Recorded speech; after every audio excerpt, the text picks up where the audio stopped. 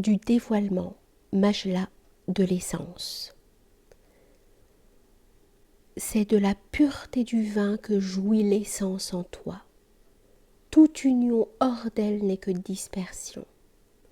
Elle se dévoile transcendante à l'égard de toute description, sans analogie et sans qu'il y en ait en elle de relation. Comme le soleil levant efface la lueur des planètes, alors qu'elle subsiste en principe par lui, elle est ténèbre sans jour et sans crépuscule. Mais en dehors de sa demeure, la troupe erre dans le désert, que de limites insurpassables se montre à la caravane qui tend vers elle. En sorte qu'elle reste perplexe à son égard, et n'en saisit pas les caractères. Cachés sont les sentiers vers elle, ni contour ni science ne la trahissent. Elle refuse l'intimité, ses beautés orgueilleuses la défendent. Un chemin couvert, effacé et étroit mène vers elle. C'est à l'écart que le voyageur illusionné s'arrête. Comme l'ignorance, elle nivelle les sciences des mondes. Dans son sein, guidance et égarement se valent. Jamais l'intellect n'en vint la pureté pour s'y mêler. Jamais la pensée ne flaire son parfum enivrant. Le feu qui guide reste ignorant de ses sentiers. La lumière sûre n'éclaire pas ses chemins. Le plus perplexe des perplexes la démontre le plus clairement. Car ils ne vivent pas en elle ni ne meurent. Ses qualités se noient dans l'océan de sa gloire. Sans mourir, elle meurt dans son fond. Rien ne répond à la question « Qu'est-elle » Ni nom, ni attribut. L'essence est trop sublime pour cela. Sache que l'essence, Vet, signifie l'être absolu dans son dépouillement de tout rapport, relation, assignation et aspect. Ce n'est pas que tout cela se situe en dehors de l'être absolu, au contraire, tous ces aspects et ce qu'ils impliquent sont contenus en lui.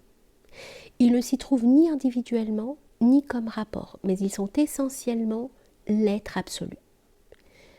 Celui-ci est l'essence pure dans laquelle ne se manifeste ni nom, ni attribut, ni relation, ni rapport, ni rien d'autre. Dès qu'il s'y manifeste quelque chose, l'aspect dont il s'agit est attribué à ce qui supporte cette manifestation, et non pas à l'essence pure, puisque le principe de l'essence est précisément la synthèse des réalités universelles et individuelles, des assignations et des rapports, synthèse qui est à la fois leur subsistance et leur disparition sous l'emprise de l'unité de l'essence.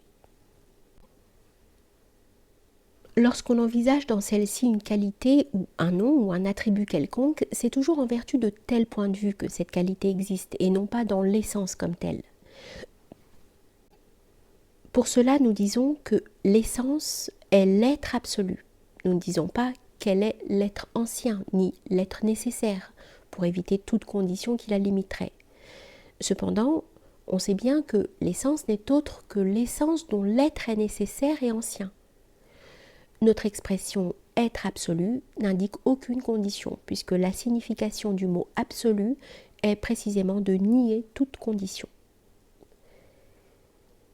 Sache que l'essence pure et simple possède, en tant qu'elle descend de sa pureté et simplicité première, trois irradiations qui participent d'une certaine manière à sa pureté et simplicité. La première de ces irradiations est l'unité, ahadiyya, dans laquelle ne se manifeste rien des rapports, assignations, noms, qualités, ni aucune autre chose. Elle est essence pure. Cependant, comme l'idée de l'unité lui est assignée, elle se détache en quelque sorte de la simplicité absolue. La deuxième irradiation est l'acéité, el-huwiyya. En elle, aucune des choses mentionnées ne se manifeste à l'exception de l'unité. Elle participe donc à la simplicité divine, mais à un moindre degré que l'unité, car elle est caractérisée par l'idée de la non-présence, selon la signification du pronom « lui », « huwa », qui symbolise la personne absente par opposition au « moi » et « toi ». La troisième irradiation est le moi divin ou le sujet divin, Nia de Ana, moi. En elle non plus, rien ne se manifeste sauf l'acéité, en sorte qu'elle participe également à la simplicité divine, mais à un moindre degré que l'acéité, puisqu'elle est caractérisée par l'idée de conscience personnelle et de présence, ce qui fait qu'elle est plus proche de notre rang que l'acéité, qui implique l'idée de l'inaccessible et du non manifesté. Par ceux qui ont réalisé l'essence, Dhatiyun, on entend les hommes en qui demeure la réalité subtile divine, dans le sens où nous disions que Dieu, lorsqu'il se révèle à son serviteur et qu'il en éteint l'individualité, établit en lui une réalité subtile divine, qui, elle, peut être de la nature de l'essence ou de la nature des qualités divines. Quand elle est de la nature de l'essence, la constitution humaine, où elle demeure, sera l'être unique parfait, le support universel, le pôle autour duquel tourne l'existence, celui auquel s'adresse l'inclinaison et la prosternation dans l'oraison rituelle. Par lui, Dieu sauvegarde le monde. Il est le Mahdi, le sceau de la sainteté, le représentant, el Khalifa, de Dieu sur terre. C'est à lui que se réfère l'histoire d'Adam. Il influence les réalités de l'existence comme l'aimant attire le fer. Il dompte le cosmos par sa grandeur et par sa puissance, il fait ce qu'il veut.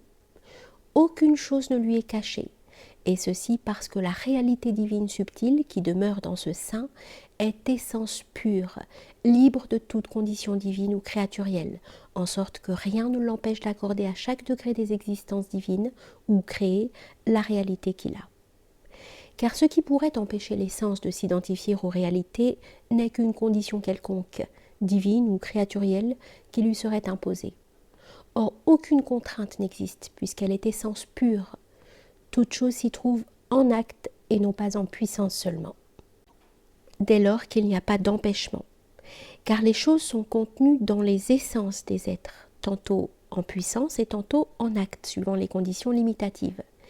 Ces conditions disparaissent soit par un aperçu qui atteint l'essence, warid, soit par ce qui jaillit spontanément de celle-ci.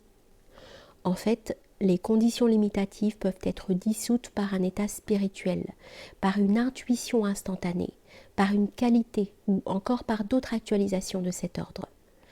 Or, l'essence transcende tout cela, et c'est pourquoi elle donne à toute chose sa nature, puis la guide, selon l'expression coranique.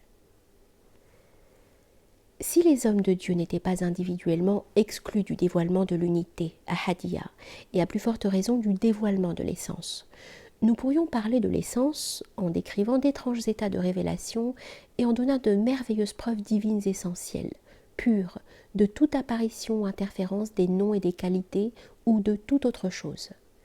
Ces preuves, nous les sortirions des trésors cachés de la non-manifestation au moyen de clés non manifestées, et nous les étalerions, moyennant des expressions subtiles et mesurées, sur la face évidente de la conscience objective, afin que les serrures des intelligences s'ouvrent par ces mêmes clés, et que le serviteur glisse à travers les chats d'aiguille de la voie vers le paradis de l'essence que voilent les qualités divines, et que protègent les lumières et les ténèbres.